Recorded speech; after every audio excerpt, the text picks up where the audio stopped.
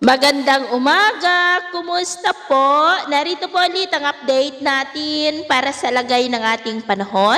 Ngayong umaga po ng August 14, 2026. Sa ngayon po ay patuloy pa rin na habagat ang umiiral dito sa ating bansa, lalo na po sa kanluran ng Luzon, na patuloy po na hinahatak ng mga sama ng panahon na nasa labas po ng ating area of responsibility.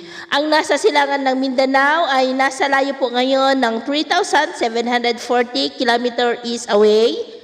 At kumikilos po yan pakanluran. At hindi rin inaalis ang posibilidad na maging bagyo yan lalo na next week na siya pong patuloy na manghahatak ng habagat. At ito naman po ang pinapakita ng forecast model na ating ginagamit hanggang po sa susunod. At sa lagay naman po ng ating panahon, ngayong madaling araw ay maayos ang panahon sa malaking bahagi ng bansa. Pero may mga tsansa ng isolated rain sa ilang bahagi po ng Ilocos Region, coastal areas ng Central Luzon, ilang bahagi po ng Bulacan, Cavite at ilang bahagi ng Mindoro at dyan po sa may Sipalay.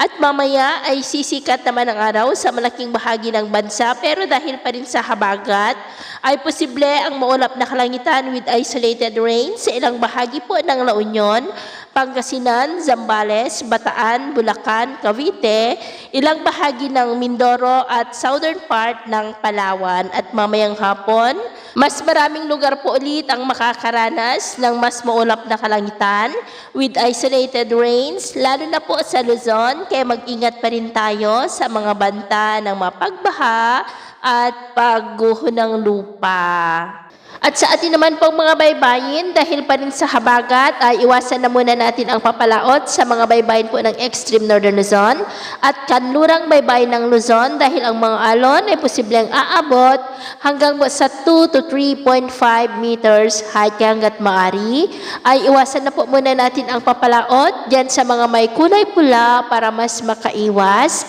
sa mga sakunang pangkaragatan. So yun po ang latest update natin sa araw na ito. At ako po muli si James na nagsasabing sa kahit na ng pagsubok po na darating sa ating buhay, wag po tayong mawawalan ng pag-asa. Thank you and God bless!